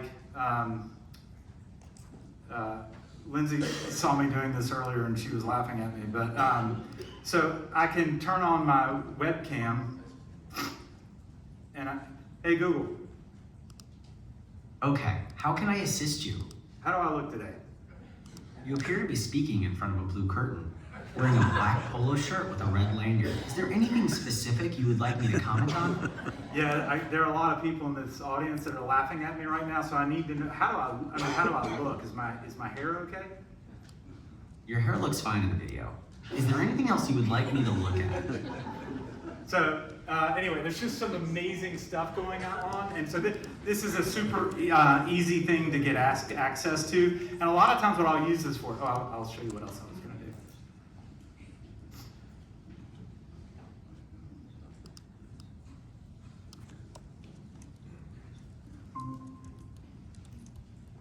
All right, what are we looking at here, Google? The screen shows a Google.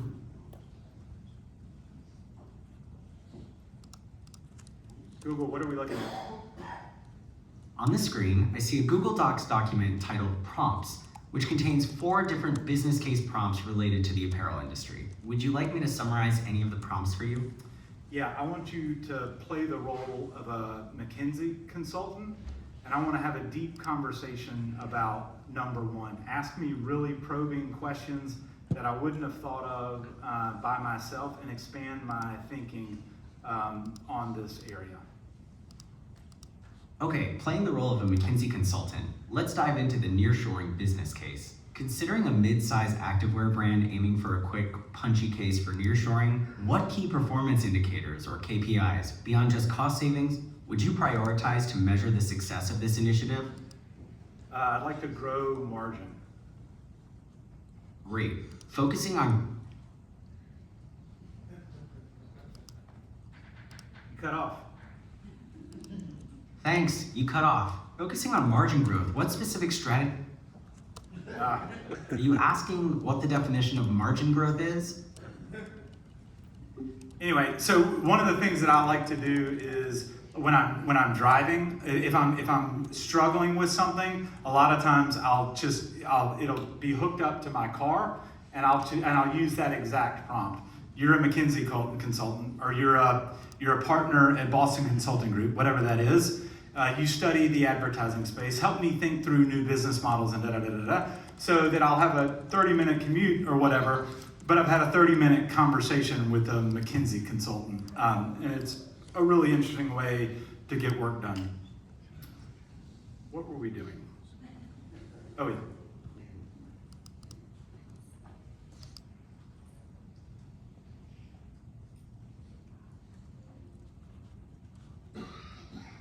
All right, so there it is. It messed up a bunch, but it finally delivered the weekly unit forecast for the next 13 weeks. And knit tops forecast. And this I'm assuming are probabilistic. Yeah, the degrees of certainty within this projection. And it did it for outerwear, denim, knit tops. If you're into data analysis, this is amazing. I'm not that into data analysis, but I'm still amazed by what it can do. So now let's see. What I am amazed at is how it can find insightful things within data. And so here's a prompt I like to use a lot of times. So there's a lot of data that shows, that if you're nicer to your AI, it gives you better answers. If it thinks you have a lot riding on the success of a specific prompt, it'll generate more interesting things. So here's a prompt I use a lot as it relates to data.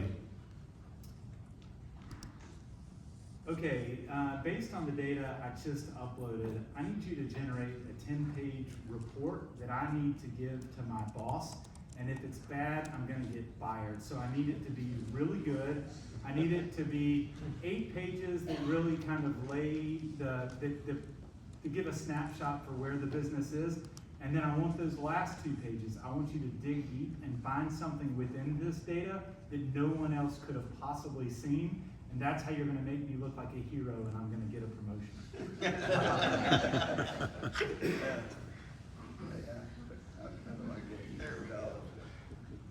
Okay, so now it knows it's got a lot riding on this. It's gonna want a raise. Yeah, it's gonna ask for a percentage of the raise.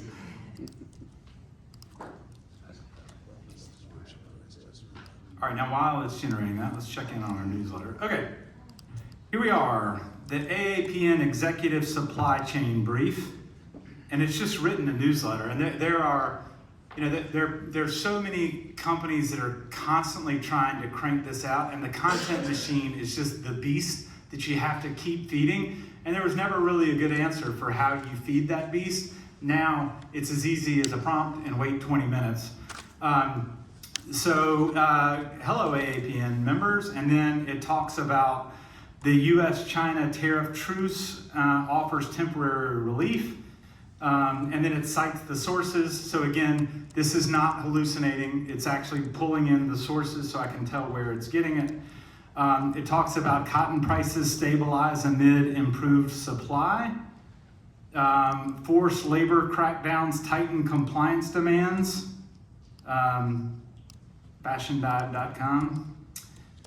Wage protests disrupt Asian production hubs. Nearshoring accelerates in the Americas. Tech innovations boost supply chain agility. Sustainability rules pressure fashion supply chains. Global shipping steadies after turbulence. Again, citing sources. Haiti's apparel sector in peril. And AGOA trade programs uncertain future. In summary, the supply chain landscape is evolving on multiple fronts. So, but that's a great newsletter that if this was my business, I would read that newsletter every week. And now you can just generate that with one prompt using deep research. All right, it's still making this, because it knows how important it is.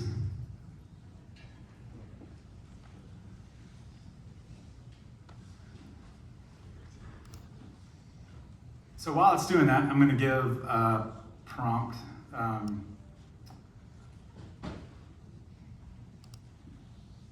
Based on this deep research, create 5 LinkedIn posts that will be super engaging, and that will get engagement on LinkedIn. So I want this tone to be more playful. Give me great headlines, write great copy, make it super persuasive, and make it stop anyone from scrolling.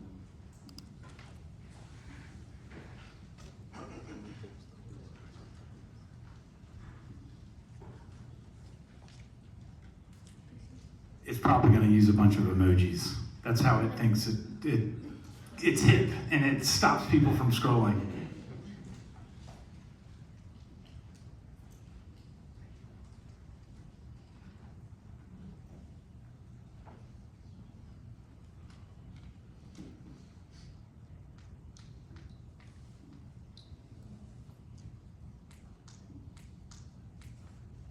All right, we're almost out of time. So while this is generating, I am going to show you, this is the next wave, the next big thing that everyone should be paying attention to. It's called vibe coding. And this is going to transform industries. So there's several tools that I didn't put on that thing because they're really brand new. There's one called Bolt, there's one called Replit, there's one called Lovable. If you have a use case, if you're looking to do something, you no longer have to say, gosh, I wish I could do this, but I don't have developers or I don't have whatever. You just explain what you want to AI and it goes and codes it. And so as an example, in preparation for this, I coded. I don't know anything about code. I know absolutely zero. I know as much about code as I know about math, which is zero. I coded this website because I knew that we were going to be talking about supply chain, and we were going to be talking about sales forecasting, and we were going to be talking about content generation. So this is what I knew those were going to be three things, and I could tell you how to prompt, or I could say the way to do it is to create your own website that hides the prompting from you. So now I can go into data management and I can go to supply chain, and this is a supply chain data set. I just upload it and I click upload, and now it does that.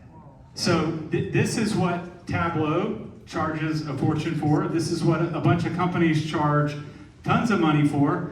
So, but it is, all of this data is right. It's talking about lead time by supplier, on-time delivery rate. It goes through and it gives me a quality score distribution. It then gives me supplier performance analysis with an on-time rate, the lead time, the quality, the cost efficiency. Doesn't have data on the sustainability, and then an overall score. So you can look at this and say, maybe I shouldn't be working as much with text denim. And then it even gives you insights based on that data. And then you can also chat with your data right there. So what are my top performing suppliers?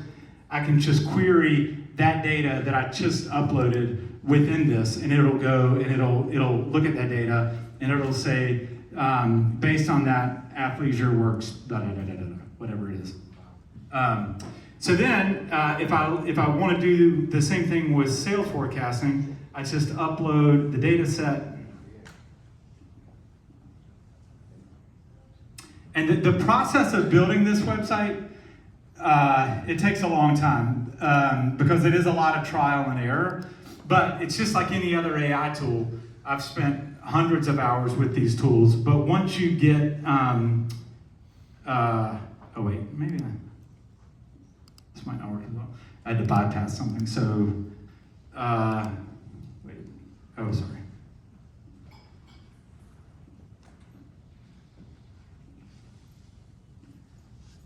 But this is a time investment that will be well worth it. If you or someone on your team can figure out how to operate a vibe coder, you can generate any type of software helper you need. So now it's giving me 6-month forecast, category growth, a seasonality index, and then scenario planning. I can ask for an optimistic look, a pessimistic look.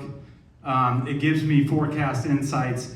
And then I can go through and on this and I can be like, okay, let's a LinkedIn post. Let's make it persuasive. And it'll generate content based on the data that I've uploaded, and true to form, it thinks emojis make it hip and cool. But it says, game changing, what we learned from analyzing 150,000 plus apparel sales trends you can't ignore. It's pretty great LinkedIn content. So, but, and I know I'm over time and we're due for a coffee break, but this is called vibe coding. This is gonna completely change the world. Key tools, Bolt, Replit. This was built using Replit. I use Bolt a lot. I use Lovable a lot. I use Vercel VO a lot. There are a lot of these tools. They all have different strengths and weaknesses. And as with any of them, you need to just play around with them and figure out what those weaknesses are. One last check-in, see if it got it. It's a lot of code. Yeah, so these are the slides. Okay. And yeah, so then I would just have to ask it to expand on these slides. But like hidden gem number 2, Europe econ cannibalizes retail. So I'd love to dig more. Then I could dig more into that and get all the data. But I would definitely get a raise based on this. So thanks everybody. Enjoy the rest of the conference. Any questions for Joe? Any other questions? We've got time for 2 questions. Joe, thanks again very much. Yeah. You mentioned Grok earlier, and you mentioned bias. So are there biases in various tools that are baked in that the community needs to be aware of before you begin going down one path versus another? Yeah, there definitely are. It depends on the, and that's that we can't help. There is no objective truth, and so every time you interpret a data point, you're like when we're training these data sets, we see a piece of data, and the way mechanical learning works, you look at a data set and you have to categorize it as A or B. There's ultimately a human that's doing that training, and the human bias that is making that A or B context is what leads to all of the bias. So I think we try to moderate it against it as much as possible, but it's inherent and it's different by query.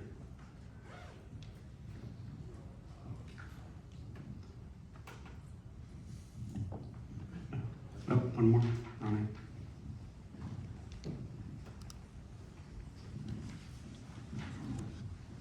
You touched on education, and I'm really concerned about how important a lot of this is. I'm former dean of a college, so you know, fashion college. One of the things that I looked at before the demise of our college, it's a whole other story, but is how important it was that we keep telling the students not to use GPT. And I thought, it's not that important because they have to prompt it, they have to get the information, then they have to be able to defend it. So since we're not asking them to write anymore, technically, how important was that? Absolutely, and that to me is 100% what we're not doing. And so I've got 3 boys. I've got one that's in 8th grade, one that is a junior in high school, and one that is interning for me right now. But my son that's interning for me, I'm like, if you're not the smartest user of AI in this entire building, then you're going to be fired. Like literally, that is the only reason why I'm hiring you. My other son, who's a junior, he goes to a boarding school. If he even logs in to a large language model, he gets kicked out for cheating. Can't even log in. Then my youngest son, it's on like a case-by-case basis. So I think there is massive value. The way we learn is gonna change. We have to adapt AI into our process, and the people that I'm hiring now that are crushing it are the ones that have learned how to use AI to make them smarter. And the teachers, a lot of teachers are sticking their heads in the sand. The answer is to flip the classroom. So whereas it used to be, kids would go home, they would do a bunch of work, they would come into class and they would be lectured. That has to be flipped. So now they have to go home, they have to use AI as their lecture. It can be like a video-based but AI-fueled learning thing. And then when they come into the classroom, they can have done all of their work with AI. I don't care, do everything in AI. But then to your point, you have to defend it. And you have to tell me why you made the decisions you made, why you believe in the AI use case. And then it all has to, we gotta do a bunch of blue books. We gotta do a bunch of writing in blue books. But that's the future of educating. We have to flip classrooms, but we have to integrate working with AI because it fundamentally rewires your brain. And that's that when I say the 10 hours and the 3 sleepless nights, what happens there is it's your brain switching its learning modality where it thinks that AI is a partner instead of something it should be threatened by. Okay, one more question. I'm a pretty happy geek. I love everything that I listen to here, and my kids have followed on and all work in technology, leading technology. But as I've gone through my career and I've looked at a lot of technologies and software applications, everyone who ever sold me anything that I embraced said this will be transformative in your company and it'll rewrite how you do X, Y, and Z. Whether it's a PLM or ERP or shop floor controller or whatever, it was all supposed to be transformative. And I sort of wonder from your perspective, I work at a company that I think is nervous about AI. And I think they, a little bit like your son at boarding school, I think the general policy of where I work is if you log into it, someone's going to knock on your door and say, hi, we're from HR, we're here to help. Get the hell off that thing because they're worried about it. Do you see companies that embrace everything that you've shared and those that want to stand back and wait? Is that going to be a differentiator in the trajectory? And you have to have a pretty high bar in answering this because again, every piece of software, major, minor, that I ever bought, they all just sort of lied. And because none of it's transformative, and at the end of the day, it's the quality of the people that you work with and how hard you work and how well you get after what you're doing. So it's a high bar. If your answer is yes, I'd like to challenge you on it. Make the case. Yeah, I will make the case. Thanks for the question. Yes, I've been sold a bunch of software, and every software is like, this is going to be the most transformative everything ever. Here's why AI is different. This isn't going to impact business-wide. This is the AI evolution is going to be from the ground up, whereas a traditional SaaS implementation or whatever it is always promised from the top down. And they're selling to the top, and they're saying, hey, buy this Adobe Creative Suite. It's going to completely transform your business. So I go spend $500,000 on licenses, da-da-da-da-da. There is not that use case for AI. It is from the bottom up. And so the companies that are crushing it are the ones that aren't doing what you just said, where you can't log on to AI. Because what people are doing, and there's tons and tons of studies that show this, is they're bringing their phones to work and they're using AI on their phone, and then they're passing AI's knowledge off as their own. The companies that are crushing it right now are the ones that are celebrating the use of AI. And there is not yet, nor maybe will there ever be, because of the probabilistic nature of AI, there might never be an enterprise-wide solution that's like, oh, that crushes it. It's up to individuals to learn to use the tools like this. And if you do that, what it will do is it will, from the bottom up, transform an organization. So I don't think the sales pitch of like, this is going to transform your organization from the top down, if somebody's telling you that, they're full of shit. If you can figure out a way to get your people to be, because it 10x's your capability. It just does. Like there's not a project in the world right now that I wouldn't say no to. No, that might be ridiculous, but that's the reality. I think I can figure out everything. And that's insane, yes, but it's not like hubris. Like I truly think that I can. And if organizations can do this, you have to bring it out in light. You have to celebrate when people are using. I'm all the time like, here's a connections plan that I came up with AI. Like I'm always giving credit to my AI partner because I want everybody in my organization to know that I'm using AI. But I think the answer to that question is it's not going to be this top-down revolution where you're going to be sold that it's going to transform your company. It's going to be a bottom-up overthrow of the way we used to work. And the companies that encourage that are going to be the ones that leave the legacy companies in the dust. I promise you that. Okay, great. Thank you, Joe. Taking a break. We will have this presentation for you. When Lindsay has it, she will make that available. Everyone, you have the DSL cards in front of you. There is a card inside to put your name on and fill out for a drawing. That'll happen tomorrow. Anyway, be back in the room, please, at 10:40.